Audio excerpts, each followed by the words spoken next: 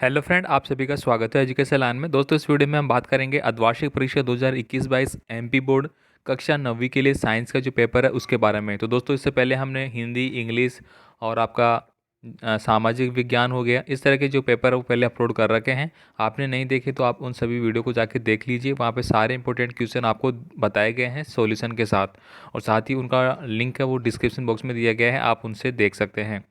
तो दोस्तों, यहाँ पे हम बात करेंगे साइंस का जो आपका पेपर है, ठीक है, कक्षा 9वीं का। तो यहाँ पे जितने भी क्वेश्चन आपको बताए जा रहे हैं सारे इंपॉर्टेंट क्वेश्चन हैं साथियों, और आपके एग्जाम में ऐसे कैसे आने वाले हैं, तो आप इनको एक बार देख लीजिए, सभी को याद कर लीजिए। चलिए दोस्तों, मैं यहाँ पे वीडियो शुरू करता हूँ। तो आप यहाँ पे देखिए, सबसे पहला जो क्वेश्चन आपको सही विकल्प का आपको चुनाव करना है। तो पहला क्वेश्चन है, लंबाई का एसआई मात्रा क्या है। तो दोस्तों, लंबाई है वो किस में मापी जाती है, आपकी मीटर में मापी जाती है। तो आपका ऑप्शन नंबर ए सही हो जाएगा। क्वेश्चन नंबर 2 देखिए, यहाँ पे सोडियम का प्रतीक क्या है। तो दोस्तों, सोडियम का प्रतीक आपका Na हो गया। नेक्स्ट देखिए, यहाँ पे ध्वनि की तीव्रता मापी जाती है।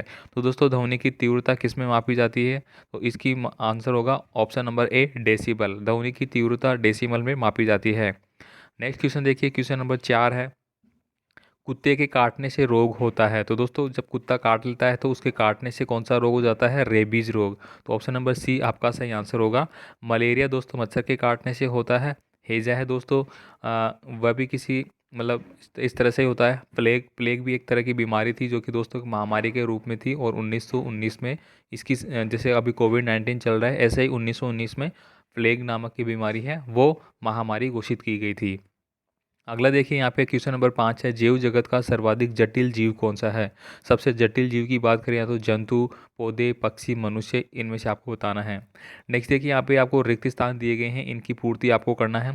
फर्स्ट क्वेश्चन जैसे दिया गया है, ऐसी धातु जो कमरे के ताप पर द्रव अवस्था में पाई जाती है। तो दोस्तों, ये पारा होता है जो कि द्रव अवस्था में पाया जाता है। जबकि सोडियम की बात करें तो दोस्तों ये आपके मतलब जो ठोस फॉर्म होती है उसमें पाया जाता है। अगर आप अभी 9th क्लास में हो, जब आप 11th या 12th में रहोगे तब आप एक्सपेरिमेंट करोगे साइंस स्ट्रीम से, तब आपको लैब के अंदर दिया जाएगा सोडियम, ठीक है। और आपने देखा होगा कि पानी में आग लगती है, ठीक है, तो पानी में आग इसी से लगाई जाती है। जब आप एक्सपेरिमेंट करेंगे तो आप देखेंगे कि पानी अगर आपको दिया जाता है तो ये केरोसिन में रखा जाता है। पहली बात तो ये मुक्त अवस्था में नहीं रखता। मुक्त अवस्था में रहेगा तो आपको ऑक्सीजन के साथ क्रिया करके नष्ट हो जाता है, इसलिए इसको ऑक्सीजन में रखा जाता है। तो जब आप एक्सपेरिमेंट करेंगे तो आप देखेंगे कि इसको पानी में डाल के तो आग लग जाती है। ऐसा हमने खुद एक्सपेरिमेंट किया है, ठीक है, जब हम फर्स्ट ईयर में थे। और दोस्तों, आप लाइक करने में बहुत कंजूसी करते हैं, आपसे रिक्वेस्ट होगी आप वीडियो को लाइक ज़रूर करें, और कमेंट भी नहीं करते। आपका जो भी कमेंट आप कमेंट किया करें, ठीक है। नेक्स्ट देखिए, यहाँ पे क्वेश्चन नंबर 2 है, पदार्थ का सूक्ष्मतम अविभाज्य कण क्या होगा। तो दोस्तों, ये क्या होगा, आपका अणु या परमाणु, ये आपको बताने हैं, ठीक है। क्वेश्चन नंबर 3 देखिए, यहाँ पे खालिस्तान है, जीवन की मूलभूत इकाई क्या है। तो दोस्तों, जीवन की मूलभूत इकाई है वो कोशिका होती है। अपना जो बॉडी का निर्माण है वो एक कोशिकीय होता है। सबसे पहले एक कोशिका निर्माण होता है जो कि बढ़ती जाती है और एक शरीर का निर्माण हो जाता है। क्वेश्चन नंबर 4 देखिए, यहाँ पे संघ एलिंडा का जंतु का स्थान मिट्टी खाता है। तो दोस्तों, ये केचुआ खाता है, तो ऑप्शन नंबर आपका सेकंड वाला है वो सही आंसर है। नेक्स्ट देखिए, यहाँ पे क्वेश्चन नंबर 5 है, खालिस्तान की कमी से घेंगा रोग हो जाता है। तो दोस्तों, आप सभी जानते हैं आयोडीन की कमी से घेंगा रोग हो जाता है। नेक्स्ट देखिए, यहाँ पे क्वेश्चन नंबर 3 है साथियों, यहाँ पे एक वाक्य में आपको उत्तर देने हैं इन सभी के। तो ऊर्ध्वपातन क्या होता है, डिंटल प्रभाव क्या है, त्वरण को परिभाषित कीजिए। यानी कि दोस्तों, त्वरण क्या होता है आपका एक मतलब एक समय में चली गई दूरी या दूरी में विस्थापन की दौर को ही क्या बोलते हैं, अपन त्वरण बोलते हैं। क्वेश्चन नंबर 4 देखिए, सामान्य मनुष्य की श्राव्य परास क्या होती है। यानी कि मनुष्य है वो कितनी ध्वनि है, कितनी डेसिबल की ध्वनि है वो सुन सकता है। तो ये आप सभी जानते हैं, 20 हर्ट्ज से लेके क्या होता है, ये 20,000 हर्ट्ज तक की जो ध्वनि है वो मनुष्य सुन सकता है। इससे नीचे और इससे ऊपर अगर आप कोशिश करेंगे सुनने की तो आपके जो कान के पर्दे हैं वो फट सकते हैं। नेक्स्ट देखिए, यहाँ पे क्वेश्चन नंबर जो 5 है, वायुमंडल में पाई जाने वाली ऑक्सीजन के दो रूपों के नाम लिखिए। नेक्स्ट देखिए, यहाँ पे आपको जोड़ी का मिलान करना होगा, जोड़ी ए और जोड़ी बी आपको दिया गया है। जैसे कि द्रव का गैस में परिवर्तन। तो दोस्तों, द्रव है कोई भी द्रव पदार्थ आपका, और वो गैस में परिवर्तन हो रहा है तो उसका क्या कारण होगा। तो दोस्तों, वो उसका वाष्पीकरण हो रहा है। यानी कि दोस्तों, आप पानी को गर्म करते हैं तो पानी में जो उसकी वाष्प बन जाएगी वो, ठीक है, तो वाष्प बन के वो गैस में परिवर्तित हो जाएगी। उसमें कोई भी आपकी जो मिक्सर होगी गैस तो वो निकल जाएगी और वो वाष्प में बदल जाएगी। मर्त जीवों का निर्धारण, तो मर्त जीवों का निर्धारण है दोस्तों वो कार्बन डेटिंग की विधि से किया जाता है। नाइट्रोजन स्थिरीकरण, तो नाइट्रोजन स्थिरीकरण ये आपको बताना है। दुग्ध उत्पादन, तो दुग्ध उत्पादन दोस्तों श्वेत क्रांति से संबंधित है। सदिश राशि, तो दोस्तों सदिश राशि आपकी एक वेग हो गई और ये हो गया आपका राइजोइन। नेक्स्ट देखिए यहाँ पे अति लघुतरात्मक प्रश्न आपको बताने हैं, लगभग 30 शब्द में आपको आंसर देना है। यहाँ पे पूछा गया है दोस्तों शक्ति क्या है, तो दोस्तों कार्य करने की जो दर है, कार्य करने की जो दर है उसको ही अपन क्या बोलते हैं, शक्ति बोलते हैं। ठीक है। नेक्स्ट देखिए यहाँ पे कार्य को परिभाषित कीजिए। अब यहाँ पे कार्य को बता दिया गया। तो दोस्तों कार्य, अपन जो भी कोई एनर्जी लॉस होता है किसी चीज़ को करने में वो कार्य के दौरान आता है। ठीक है। केनॉल किरणों के गुण आपको बताने हैं। नेक्स्ट देखिए यहाँ पे किसी परमाणु के इलेक्ट्रॉनों की संख्या 8 है और प्रोटॉनों की संख्या भी 8 है, तो उस परमाणु की परमाणु संख्या क्या होगी, परमाणु पर आवेश क्या होगा। तो दोस्तों आपको निकाल लेना है कि परमाणु आवेश किस तरह से निकालते हैं अपन।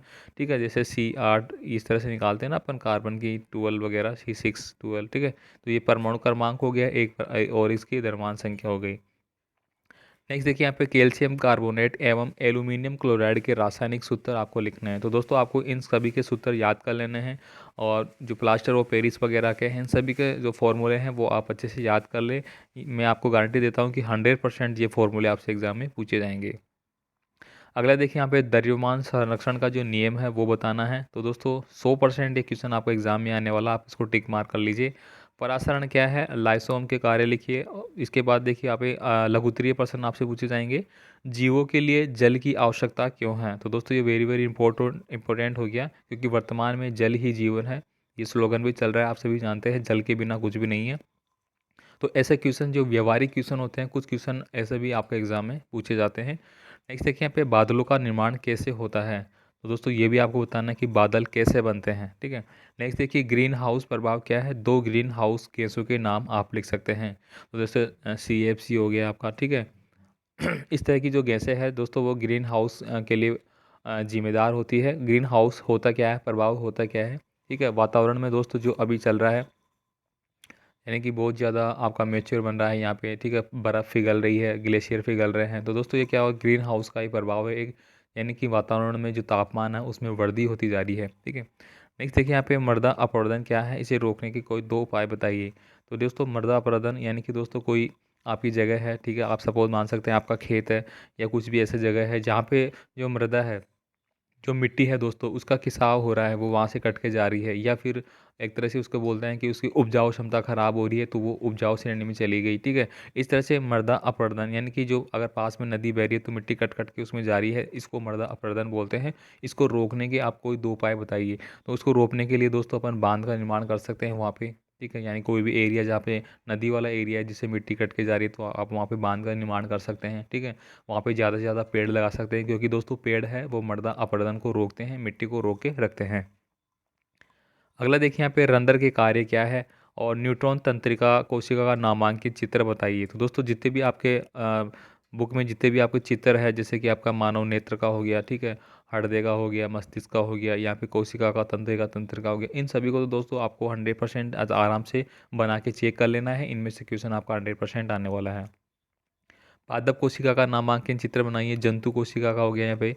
ठीक है। इसके बाद देखिए यहाँ पे ध्वनि क्या है, ये कैसे उत्पन्न होती है। ठीक है, ये आपको बताना है ध्वनि और इसकी डेसिबल वगैरह, इसकी कितनी दूरी पे चलती है, किस किस निर्वात में ये गमन करती है, ये सारी चीज़ें आपको देख लेनी है। सोनार क्या है, इसकी क्रियाविधि बताइए। तो समुद्र में गहराई मापने के लिए समुद्र में जो अपन यूज़ करते हैं, जो पनडुब्बियाँ चलती है, ठीक है, वहाँ पे सोनार का प्रयोग किया जाता है। इसके बारे में आपको बताना है किस तरह से कार्य करता है। यहाँ पे देखिए जिम्नोस्पर्म एवं एंजियोस्पर्म में अंतर आपको बताना है। एक बीजपत्रीय एवं द्विबीजपत्रीय पौधों में आपको अंतर बताना है। बोर के परमाणु मॉडल का वर्णन लिखिए। तो दोस्तों ये वेरी वेरी इंपॉर्टेंट क्वेश्चन है, बोर के परमाणु मॉडल का हर बार एग्जाम में पूछा जाता है, बोर्ड एग्जाम हो जाए आपका अर्धवार्षिक परीक्षा हो। नेक्स्ट देखिए यहाँ पे समस्थानिक एवं समसारिक दो के 2 उदाहरण सहित आपको परिभाषित करना है। मिश्रण एवं यौगिक को उदाहरण सहित आपको बताना है कि कोई भी मिश्रण है और यौगिक है उसको कैसे अपन डिफाइन करेंगे। भौतिक एवं रासायनिक परिवर्तन को उदाहरण से ही समझाइए। तो दोस्तों आप समझते हैं भौतिक परिवर्तन हो गया, एक रासायनिक परिवर्तन हो गया।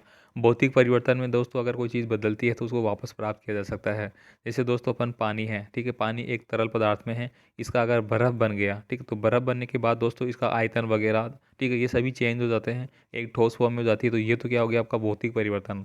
और दोस्तों जो मोमबत्ती है, जैसे कि मोमबत्ती आपकी मोमबत्ती जलती है, तो मोमबत्ती जलने के बाद दोस्तों वो क्या होता है आपका रासायनिक परिवर्तन कहलाएगा ये। क्योंकि दोस्तों मोमबत्ती जलने के बाद वो वापस प्राप्त नहीं की जा सकती और उसमें गैसें निकलती है, मोम है वो पिघल के नष्ट हो जाती है। तो ये एक रासायनिक परिवर्तन होगा। मिट्टी की उर्वरता बनाए रखने के लिए खाद एवं उर्वरक की तुलना कीजिए। तो दोस्तों मिट्टी की उर्वरता बनाए रखने के लिए जो आपकी मूंग वगैरह जो दालें होती हैं उनकी सबसे पहले अपन बुआई करते हैं और इसके खाद उर्वरक की तुलना आपको करनी है।